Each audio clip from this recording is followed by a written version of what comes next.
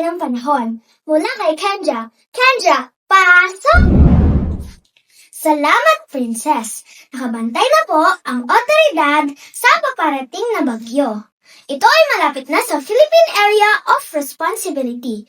Pag pumasok ito ay tatawaging bagyong Meriton. At base sa Weather Central, bukas o sa January 5, araw ng Lunes ito papasok sa VAR.